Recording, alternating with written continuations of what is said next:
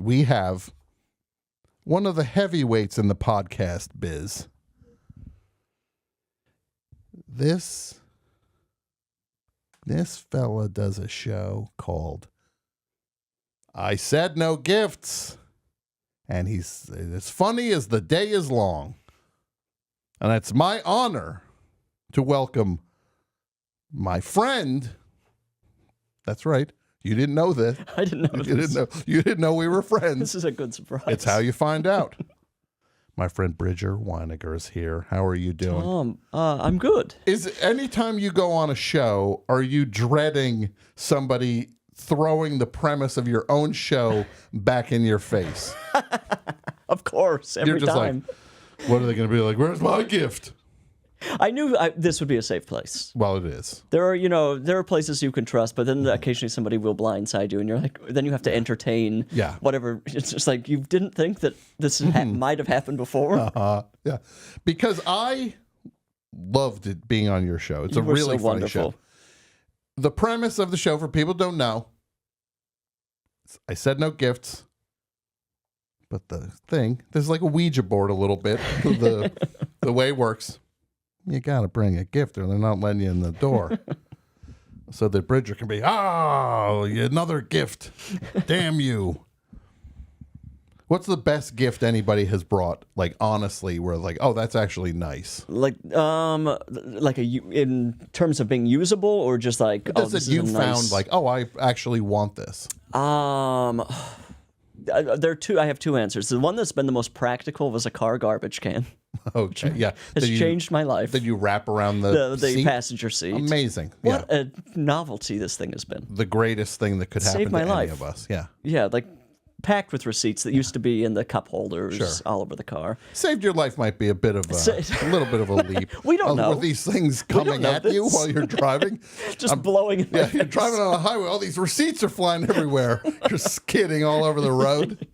No, but I get it. So a mounted car, yes, garbage can. Yes. And then I've gotten some things that are just like, wow, it's weird that this object is in my house now. Like, Weird Al gave me a trophy from high school. One of his trophies. Yeah, one of his trophies from high school. Paul Reubens was on the show. And was it a parody of an actual trophy? Yes, it was a pun-based trophy. Paul Reubens gave me his junk drawer, which was a lot of garbage, but but it's his garbage. It's his garbage, and he gave me like this thing called like I can't remember what it's called, a cactus candy that's so like within his aesthetic that just things like that where it's just like how I would have never imagined having this in my house. Yeah. The path to get this to my home is so strange and unnecessary. And you have all this stuff. What's the worst thing somebody's given you? The worst, actually, what's one where you were actually just like, oh, come on, like what's the most thoughtless one where you realize this is from your car? Like, I will say there are two that I won't say what they are because they were objects where I was like, I cannot believe you brought this, and it's so irritating. But the thing that just felt like it was just Jamie Lee gave me a chewed up dog toy. Yeah, okay, that's which ended up having a little bit of a story, but it did feel like you just gave me a dirty piece of garbage. Yeah, no, that's trash. Yes, that's the one thing I've thrown away. The story of a Bridger Winegar. It started in America, God's country. God's country, certainly God's country. The amazing state of Utah. And what part of Utah did you grow up in? South Jordan, Utah, which is like it's like a suburb of Salt Lake, basically. Okay. Now, what was the comedy world like in Utah? Like, what crossed your path? Like, rich and full. Just... Oh, laugh upon laugh upon. So what was as a kid in Utah, did you grow up in the Mormon? I grew up, my family was Mormon. I was Mormon. And until I was like I mean, I went on a Mormon mission. Okay. But like comedy, I mean, entertainment in general is a weird thing. Like I felt so starved of it for such a long time. Like the only real access I had to comedy, and it feels purely by mistake because like my parents' taste in entertainment is not incredible, but was Letterman. For whatever reason, that was like the one thing that we were allowed to watch that was like actually comedy. Sure. But, David Letterman. You were allowed to watch Letterman. That show. Not the Letterman, the vocal the Letterman group jacket from the 50s. Yeah. No, but otherwise, I didn't really have friends who were into comedy. I didn't know any other shows that were comedy. And I think it was purely just because I wasn't good at anything else. And that's not true. And I mean, I can prove volleyball. Your love of volleyball. My love of volleyball. Which I want to hear more about that. But so you're there. What were all your friends into? Like what was their version of entertainment that they enjoyed? I mean, playing sports. Okay. More traditionally like straight type things. Sure. What were they doing? They were sports, wrestling, just like outdoorsy camping. That I mean, sure. Because everybody's a Boy Scout. Yeah. And so all the straight type stuff. Yeah, you're talking exactly. About. Wrestling, baseball, camping, like basketball. Yeah, these are things that are not 100% straight. Also, the idea of wrestling, and it's just like there's some sublimated stuff going on here when you go camping. I mean, Boy Scouts is so gay, I guess. You're wearing a sash. Look, you can do with it what you will. That wilt, if I'm going to be in my Salem mode, that's Aleister Crowley. No, it is just the kind of thing where it's so interesting culturally when people are limited to a range of things, and whatever you have inside of you finds a home one way or another. Right. So like with sports, because you tweeted more about volleyball than anybody on earth has tweeted. Wilson didn't tweet about volleyballs as much as you did. I'm sure there's some horrible novelty account for that. So I hate that account already. Did you play volleyball? I never played volleyball. I was so scared of volleyball. Okay. I'm small and I'm afraid of getting hit by a ball. I could still picture you setting someone up with it. You be the setup guy, and then they fly in and spike it down. That's the one thing in like gym class that you can't really hide. You know, like if you're playing football or whatever, you can stay back. If you're playing basketball, you can just run around, scurry around doing nothing. But volleyball, you have a position, and at some point the ball is going to come at you. Yeah. Terrified of it. Yes. Whenever I see these people on the beach and they're playing, and it's just like there's like two of them on each side, it's just like, oh, what are you doing to yourselves? Everybody's like, I can just picture be like, oh, like my hamstring. Like that feels like an injury, just waiting. Over and over. You have to lunge all the time, eating sand. Jump at the ground. Yeah, right. Yeah. And it's for tall people. And people are watching you not be good at something. Oh, you're so exposed. Which, I'll say this. When I see these kids skateboard, more power to you. I would not have the personal courage to be just like, I'm going to learn this in front of everybody. Like, watch me fail over and over and over again at this skate park. Just people walking by watching you be bad. So, and that's something that you really want to look cool doing. Yeah, exactly. Like it's kind of a cool thing to do. I want to do the thing where you spin, you grab the edge, and you go up, and then you go back down. I would be the one who goes down the thing. It's like, oh, like we need to help him out of the pool. I watched the skateboarding at the Olympics, and I think I just had the wrong idea of how good a professional skateboarder is, because there's so much just falling even in that, where I was like, oh, I thought you were like doing tricks. I learned everything I know about skateboarding is from video games, where the character is flying around, and then you watch somebody do it and they can do like 3 tricks. They can do 3 things. It's like, but meanwhile, it's just like Bart Simpson is like the best skateboarder who's ever lived, apparently. And he's 10. So comedy's a little limited, but Letterman is appealing to you. Mm-hmm. And is that bringing to you like a certain type of like worldview was coming from that? Yeah, I think so. I think I think because he is kind of so in a certain way small town in Midwest, and then like so focused on mundane things. Sure. Seeing like I think that for whatever reason made it feel like it's something a normal person could kind of do. No, I understand that because his whole thing was he was an Indiana guy, right. So he was never the big city fancy guy, like the metropolitan.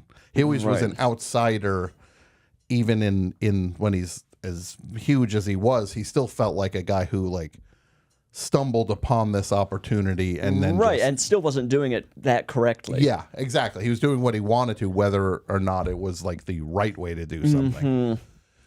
So when did it, because I'm assuming a lot of people in Utah stay in Utah. Almost all of them. Like that's like, it doesn't feel like there's a reason to leave. Yeah. Well, it is beautiful there. It is beautiful, but if you like mountains. And she likes mountains. I'm not big on mountains.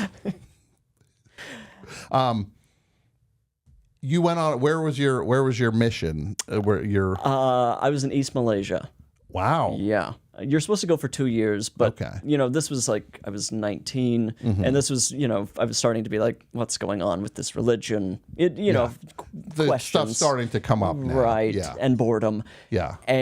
But you're just kind of expected to do it, so I just did it. But then once you're doing that and you don't actually believe in it, it led to a nervous breakdown pretty quickly. Sure, because you're carrying too much. Oh my God, it's crazy. You're not supposed to be carrying different versions of a human inside of you at that age. You're just like, and then convincing like absolutely the most poverty-stricken people in the world to be like, how would you like to pay 10% of your money to a thing that I barely believe in? You're just like, fine, how about 7%? Like negotiating with you. What was the first time you remember thinking like I could be funny for real funny? Like professionally? Yeah.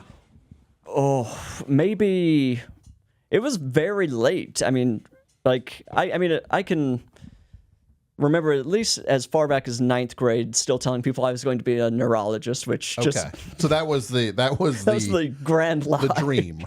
That wasn't even a dream. I knew I couldn't be a neurologist. So in your mind, you knew the whole time it's like, this neurology thing is not, this is not going to happen. I remember always being like, if somebody asks me, I'll say, well, because it's a specific type of doctor. It's a perfect thing because if you say like, hey, I want to be a doctor, now they have follow-up. If you say a neurologist, it's just like, I don't know what that is. Shuts down the conversation. It's like, well, it sounds like you just thought this through. Yeah, now you're just done. Yeah. They don't know. They wouldn't know 2 things to ask about in neurology. Right. But then, like through high school, I started like making stupid videos or whatever, and then the dream was like, oh, I could make music videos. I love music, and music videos seem like something. They're 3 minutes long. That's not a movie. Anybody could do that, maybe. Yes. And then, of course, music videos stopped being a thing you could make money with. Suddenly, they're just like, we will pay you $1,500 to do it. Like growing up, it's just like this Duran Duran video shot in Sri Lanka, and they're doing all this stuff, and the Thriller video, the dance, and and then now it's kind of just like people just kind of like, can you do 2 of them for us? Like, if we want you to do video, any chance you do like 2 or 3? Would you mind putting your own money into this? Yeah, I've put my own money into videos I've done. Of course. Like, it's just like, yeah, I want this to exist. And I don't want it to be garbage. Exactly. I was couldn't know more what you're talking about. So, because music, because what we're talking about tonight, we're talking about 2 things. The Blues Brothers. This clip came back to life from at least 2 years ago of me saying, and I didn't watch the clip, but somebody told me it was me saying the 2 characters of the Blues Brothers are the worst thing in the Blues Brothers, which I still will stand by. I've never seen the Blues Brothers kind of Well, you have to watch it for the show. I can't believe you didn't. It's the homework. Just the image of the Blues Brothers in my mind feels very irritating to me. It's very like, I mean, like when you put sunglasses on a little boy, it's just like, that's annoying. Yeah. That energy, that kind of rock and roll phoniness feels so irritating. Now, what about sunglasses on a dog? That works. I think that's fine. Yeah. Because a dog can't get an attitude. That's true. I'm starting to realize the videos that people do for their dogs on Instagram now are like, they're like professional quality storytelling now. Do you follow any dog accounts? Well, this is what's happened. Okay. Of course, like one thing came across I never go to the For You or whatever you might be interested in. And there was a puppy eating a strawberry or something. Okay. Of course, I had to look at it. Yeah. And now it's full of these, and they're clearly outside of the United States, and these animals are being neglected or must be abused or something. They're probably starving them to the point that they will eat a watermelon. So now I feel like I've contributed to this horrible cycle of like, it looks cute and people gets are a lot of views. monetizing this account. You're part of the problem now. Yeah, I feel like I saw a bunch of like puppies on a raft or something. Now all of their lives have been endangered because of me. Yeah.